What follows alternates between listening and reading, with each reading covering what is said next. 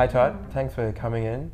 I guess today is a conversation about your property investing success and your journey in life and your journey with working with myself and the team at Dream Design Property. Why did you want to invest? Why even start this journey? Well, I don't like the idea of having to work from 9 to 5 for the rest of my life until retirement age. Yep. I want to be able to retire early and enjoy my kids. Yeah. So. And had you tried anything else before? I've tried share markets, which I didn't do very well in. Yeah.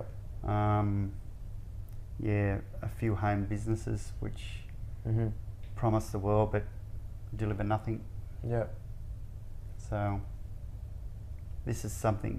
property is something I could see as a tool to use for the long term to really create wealth. Now, I understand when you first met me, you had an investment property for yourself and you always thought of property but was just unsure about what to do next. So why don't you go through for everyone watching what your investment property portfolio looks like now? 19 years ago I purchased my home that I'm living in now with my wife and 2 kids. I actually bought it off my grandparents. My grandmother passed away, so my grandfather had to go into a home, and so it was a good opportunity for me to get into my own home out of my parents, and that's basically all I've done in property for 19 years up until wanting to get into investment properties and not really knowing how to. I purchased one 12 months ago, an investment property, using a self-managed super fund, and that's as far as I could go. I knew there was another way of doing it, but I just wasn't sure how, and that's when I've come across Dream Design Do and you, Zaki, and since I've known you in a couple of months, I've bought another 2 investment properties, and there's another 2 in the pipeline.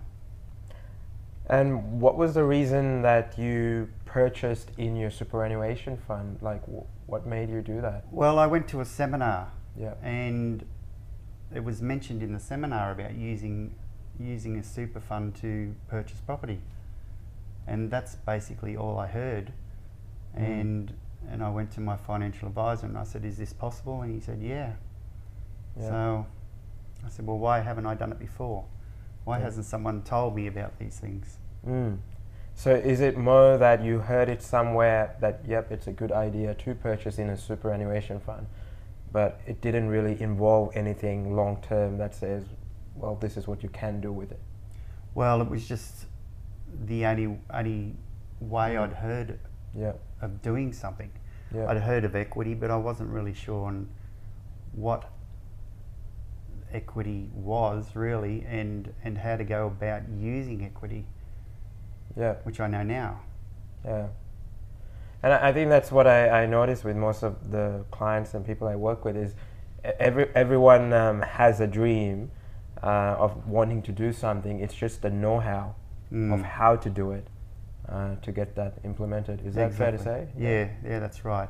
And properties, there's a lot of rules around and regulations when it comes to super properties, and you can't renovate places, you can't improve them. You've got to buy a maintenance-free property that gets rented out for the long term, and that's it. You can't. You're very restricted. You can't rent to family. You can't rent to friends. There's a lot of restrictions around it, so that's why I didn't want to go and purchase any more properties through superannuation. And how did you first hear about myself, Zaki, or my team, and Dream Design Property? Well, it was on Facebook. A guy I used to work with actually. He must have liked your page, Yep. and it's come up on my Facebook, and that's when I've had a look through it, and I spent a bit of time. Sort of, I went through all your postings. Yep. I read all the comments, Yep. and I read all about you Yep. and what you'd achieved, and it was something I thought, well, this guy is doing exactly what I've always wanted to do. Yep. So I needed to contact him, Yep. use him as a mentor Yep. to teach me how to do the same. Mm. And what were your like first thoughts, like, you know, because you've been, I've only known you after you contacted me. So what actually happened before that for you to make that initial contact to me? Like your feelings or your thoughts? Yeah, well, I was a little bit apprehensive. I mean, whenever you're taking on something new, Yep. you're always got that doubt in the back of your mind whether I can do this, and I'd seen you had done it. Yeah. I thought, oh, can I really do this? But I just took the chance. I said, it's only a phone call. Yeah. Have a chat and see where we go from there. And I understand when you first contacted me, I mean, from my end, it was, someone, a potential or maybe not, because not everyone, that contacts me decides to go ahead. And some do, the ones that are willing to, work with me long term. What was that feeling when you first contacted me and then you came over from Newcastle, which is where you live, with your wife and kids? What was that feeling between contacting me and then deciding to come and see me? Well, I was very, very eager to meet you. Yeah. Firstly, to make sure you're a real person. Yeah, yeah, true. And so were you concerned that, hold on, I want to make sure I do my check that this is not a scam, or this is... Yeah, that's right. Yeah. And check out, make sure you're a real person. I'm usually a pretty good judge of character, and I felt very comfortable talking to you. Yeah. And you seem pretty easygoing. Yeah. So, Okay. yes, I was very comfortable with going with you. And did you have any doubts, I guess, when you met me, or concerns, not just with me as general, just about the process? Were there doubts? No, I hardly had any doubt whatsoever, because, like I said, I've read what you've achieved, and I thought, this is what you're doing now to help other people achieve what you had achieved, and I was very excited about moving on with it. Okay. And when you met me, I so the viewers understand, you had your investment, you had your property that you're living in, and there was not much, let's say, in savings, and it was like, well, how can I make this all work? Yeah. So what were your goals, and were they different to my goals for you that eventually turned out to be good for you? Well, I think I remember saying to you that I basically had no disposable income. Yeah. I'm just an average wage earner. Yeah. My wife doesn't work. Yeah. And so I wanted a way of being able to do this without having to put my hand in my pocket. Yeah. So, and you've suggested the using equity in the home that I had. Yeah. And that's the way we've been able to do it. And so what was your goal? Like when you met me and you said, yep, we agreed to get going, what was your, I had my goal because of my own success, so that was my goal for you. Yeah. But what was your goal? Well, that would have made you happy. Well, I would have been happy just to buy one property. Yeah. But I remember saying to you, if you bought 15 properties in 3 years, am I able to do that? Yeah. And I think you said you'd probably be able to do it quicker than me. Yeah. Yeah. So. Yeah, I guess that's the important part, is that you had a goal based on your experience and where come in life, and then I have a different goal based on my experience. But I guess it was the permission you gave me to say, well, if you did it, Zaki, if I can do the same thing or more, that would work out. Is that fair to say? Is that how it happened? Sure, exactly. Yeah. And I guess in terms of property strategy, it's important to define a strategy, right? Did you have a strategy in terms of property investment? Well, from what I've seen of your posts on Facebook, I was very interested in the renovation. Yep. And granny flats. Yeah. Because I could see the benefits of putting a granny flat in the backyard and earning a dual income from the one property. Renovation. Well, I've always loved renovation myself. I renovated my house. Yeah. And I'm still going on it. But anyway, it's something I've always been interested in doing, but at this stage in my life, I really don't want to take on a renovation myself.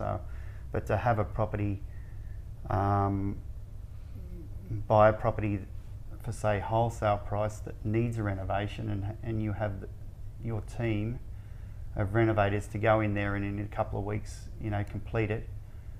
That's very appealing to me. And in terms of financing, as you know, we've always experienced challenges with finances, and it's something I've experienced myself, which is getting money from the bank because we have to work with very limited amount of our own capital or our own cash and savings. What was your experience of obtaining finance? Because right now, in this point of time, Todd, you're going to be having 6 properties, right? What was your experience during that time? Do you find finance has always been a hurdle, and what do you see in terms of tips that overcome it, in terms of what does it take to overcome? Well, it was just a matter of finding through various mortgage brokers that you had working on it the best way to go for me. Yeah. So, just cross every T and tick every I. Yeah. To get what was needed. Yeah. And so, do you feel more than the actual know-how of how do you get a mortgage, or how do you get a loan, or how do you get equity? The most important is the mental attitude towards how you succeed. Oh well, I'm very relaxed with it now. So. Yeah. You've got all the people who contact me, say, well, we need this, we need that. No problem. Yeah. Find out the information, send it through, and it seems to be a very easy process. Yeah. And for you, I mean, I guess it's easy for you because you're 10 steps ahead now, as to say maybe 4 or 5 months ago when we first met. What are some things you can share for anyone who's watching on what it actually takes to go through this journey? Well, you've got to decide if properties has your interest. If you're interested in investing in property, well, take the first step. You've got to start somewhere. And as the saying goes, if you keep doing the same old thing, you can only expect the same old results. So if you want to move forward with property or whatever you want in life, you've got to start somewhere.